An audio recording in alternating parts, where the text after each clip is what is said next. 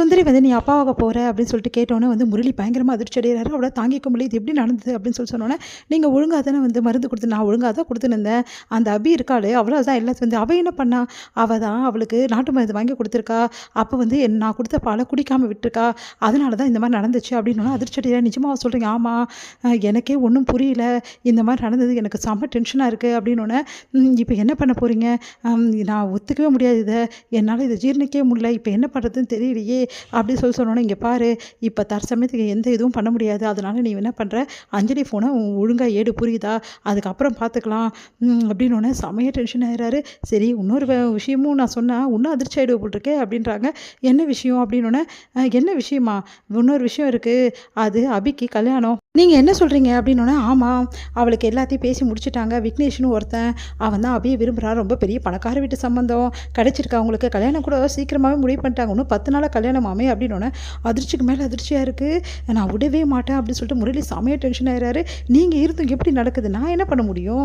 அவளுக்கு வந்து ஏற்பாடு பண்ணியிருக்காங்க என் மாமியார். நான் என்ன பண்ண முடியும் சொல்லு அப்படின்னோடனே, இதை நடக்கவே விட மாட்டேன்.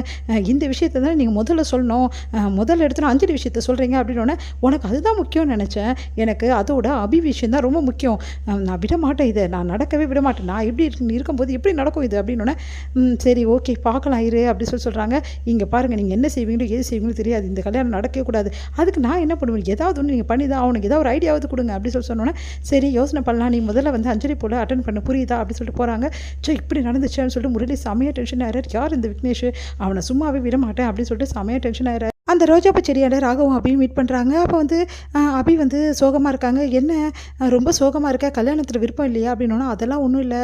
ஆனால் எனக்கு என்னமோ இப்போ வேணான்னு தோணுது. அது உங்கள் வீட்டில் சொல்ல வேண்டியது தானே, ஏன் சொல்லாமே இருக்க? சொன்னால் இந்த பிரச்சனை தீரும்ல அப்படின்னு. எனக்கும் இந்த பிரச்சனை இருக்காது, உங்களுக்கு என்ன பிரச்சனை அப்படின்னோன்னா, இல்லை நீ ரொம்ப டென்ஷனாக இருக்கல, அதனால் சொன்னேன் அப்படின்னு சொல்லிட்டு பேசிகிட்டே இருக்காங்க. கரெக்டாக அந்த டைமில் விக்னேஷ் வந்துடுறாரு. சரி, இவன் வந்துட்டான், நந்தி மாதிரி குறுக்கல அப்படின்னு சொல்லிட்டு செமையாக டென்ஷன் ஆகிறாரு. ராகவ் வந்து செமையாக வந்து அப்படி பார்த்துட்டே இருக்கா டென்ஷனாக. இங்கே வந்து விக்னேஷ் நான் வரலாமா அப்படின்னோடனே ராகவ் பார்க்குறாரு. நீங்கள் இருங்க இங்கேயே, என் வருங்கால மனைவிக்கு நான் என்ன பரிசு கொடுக்குறேன்னு பார்த்துட்டு போங்க அப்படின்னு சொல்கிறாரு. அதை பார்த்து ராகவ் டென்ஷன் ஆகிறாரு. உடனே வந்து ஒரு பூ கொடுக்குறாரு. அந்த பூவில் ஒரு மோதிரம் இருக்குது, அதை அபிக்கிட்ட கொடுக்குறாரு. அபி வந்து இல்லைங்க அது வந்து அப்படின்றாங்க. நானே போட்டு விட்டுமா அபி? இல்லைங்க இப்போ வேணாம், வந்து கல்யாணம் அப்போ போட்டு விடுங்க அப்படின்னோடனே, ஏன் அபி இப்படி பண்ணுறீங்க? இப்போவே போட்டு விடுறேனே அப்படின்றாரு. உடனே வந்து அவங்க தான் சொல்கிறாங்கல்ல அப்படின்னு வந்து ராகவ் டென்ஷன் ஆகிறாரு. உடனே அபி ராகவே பார்க்குறாங்க. அடுத்து வந்து ஒன்றும் இல்லை, கல்யாணம் அப்போ போட்டுங்கன்னு அவங்க தான் சொல்கிறாங்கல்ல அப்படின்ற மாதிரி ராகு வாசிக்கிறாரு. அடுத்து வந்து சரி ஓகே அப்படி உங்கள் இஷ்டம், ஆனால் இந்த மோதிரம் உங்ககிட்டே இருக்கிறது தான் எனக்கு சந்தோஷம் அப்படின்னோடனே, இந்த கிஃப்ட்டு ப்ளீஸ் தயவுசெய்து வந்து வாங்கியாவது வைங்களேன் அப்படின்னோடனே, உடனே யோசிக்கிறாங்க. வந்து வாங்கக்கூடாது அப்படின்னு சொல்லிட்டு மனசில் நினைக்கிறார் ராகு. சரி வேறு வழி இல்லாமல் வாங்கி வைக்கிறாங்க. சரி ஓகே நான் கிளம்புறேன் அபி, ரொம்ப சந்தோஷம் அபி அப்படி சொல்லிட்டு போகிறாங்க. ராகு வந்து அபியை பார்த்து அப்படியே டென்ஷன் ஆகுறாரு. சரி என்னமோ கல்யாணத்தில் விருப்பம் இல்லைன்னு சொன்னேன், இப்போ அவன் கொடுத்தோன்னே வாங்கிட்டேன் அப்படின்றாரு. இங்கே பாருங்கள், நான் வாங்கலைன்னா வந்து அவர் வீட்டில் எல்லாருக்கிட்டே சொல்லுவார், அவங்க எங்கள் அம்மா வீட்டில் சொல்லுவாங்க, தேவையா இந்த பிரச்சனை, அதுக்காக தான் வாங்கினேன். அப்போ உனக்கு விருப்பம் இல்லாமல் தான் வாங்கினியா அப்படியும் சொல்லலாம் அப்படின்னு சொல்லிட்டு எடுத்துகிட்டு போகிறாங்க. அதை பார்த்துட்டு சந்தோஷம் தாங்கவே முடியல ராகவுக்கு. அப்பா அவளுக்கு சுத்தமாக விருப்பம் இல்லை, இந்த விக்னேஷ் மேலே விருப்பம் இல்லை, அந்த கல்யாணத்துலேயும் விருப்பம் இல்லை அப்படின்னு சொல்லிட்டு ரொம்ப சந்தோஷப்படுறாரு. சரி நான் ஏன் இவ்வளோ சந்தோஷப்படுறேன் அப்படின்னு சொல்லிட்டு யோசிக்கிறாரு. உடனே வந்து அவரோட மனசாட்சி வந்து சொல்லுது, நீ வந்து சந்தோஷப்படாமல் எப்படி இருப்ப? உனக்கு தான் இப்போ சந்தோஷமாக இருக்கே, ஆனால் இந்த கல்யாணம் நடக்க போது அதுக்கு என்ன பண்ண போகிறேன்னு யோசிக்கிறாரு. இந்த கல்யாணம் நடக்கவே கூடாது அப்படின்னு சொல்லிட்டு ராகவ்.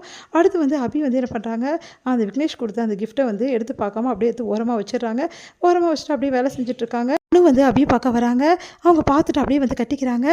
எனக்கு எவ்வளோ சந்தோஷமாக இருக்குது தெரியுமாடி, இந்த சந்தோஷத்தை உங்கள் வீட்டில் வந்து பகிர்ந்துக்க முடியலையே, உன்னை பொண்ணு பார்க்க வராங்க, அந்த டைமில் உன் கூட நான் இருக்க முடியலையே, எனக்கு தான் தெரியுமே உனக்கு உடம்பு சரியில்லைன்னு சொல்லிட்டு, ஏன் அனு இப்படிலாம் யோசிக்கிற அப்படின்றாங்க. எனக்கு எவ்வளோ சந்தோஷமாக இருக்குது தெரியுமாடி, அவ்வளோ சந்தோஷமாக இருக்குது அப்படின்னு அந்த கிஃப்ட்டை பார்க்குறேங்க. என்னடி இது கிஃப்ட்டு அப்படின்னோடனே, எல்லாம் அவர் தான் எடுத்து வந்து கொடுத்துருப்பாங்க. யாருடி அப்படின்னோடனே, அந்த விக்னேஷ் தான் அப்படின்னோடனே, என்னடி இது இப்படி வச்சுருக்க கிஃப்ட்டை, எடுத்து பத்திரமா வைடி அப்படின்னு சொல்லிட்டு பார்க்குறாங்க. பார்த்துட்டு மோதிரமா இப்போ தான் வந்தாரா அப்படின்னோடனே, ஆமாம் இங்கே தான் வந்தார் அப்படின்னு சொல்கிறாங்க. உனக்கு நல்ல வாழ்க்கை கிடச்சிருக்குடி, உண்மையிலே எனக்கு சந்தோஷமாக இருக்குது அபி அப்படின்னு சொல்லிட்டு அவங்க மோதிரத்தை பார்க்குறாங்க. ஆனால் அபி வந்து அதை கண்டுக்காமல் வேலை பார்த்துட்ருக்காங்க. இது முடியுது.